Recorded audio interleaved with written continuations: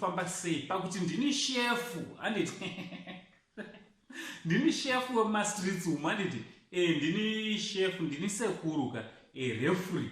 So ndine nyaya dzandine ndichitora ndichiuya nacho panapa handiti yevazukuru ndauya nenyaya yamadam boss. Madam boss vakamboshurikidzirwa rufu, ndingashurikidzire ndatuka nevanhu vakamboprofitwa kunzi vachafa musi wa28 namadzibaba skyneji. Munoiziva nyaya yachona handiti vanonziwo time traveler. Baba T akati aiwa haachiripo haasi kuzofa handiti pakaita kurwisana munyika dzemweya, mheno mweya upi unewakomana ivava. So chiterera sandakudzai nyaya yazonyorwa namadam boss pafacebook page pavo. Kana ukasati wasubscribe pathis channel, I kindly ask you kuti chidi chisubscribe, turn on your notification bell so that whenever we upload a video you will be notified. Handiti ndichida kutendai vazukuru nesupport yese yamunopa pachannel penyu, basa richienda mberi.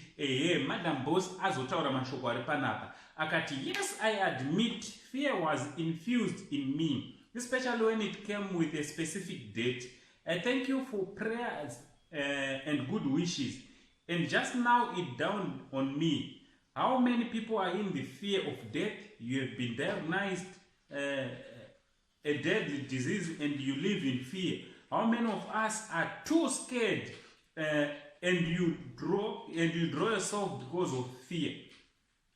Only God knows the future. Be strong, be faithful to God, and believe in Him. The Madam Boss ari kutaura mashoko awo indirimbobudisa cheta anditi asi chatinofanira kuziva ndechekuti tese tichafa, asi Mwari ndiye anoziva musi nenguva.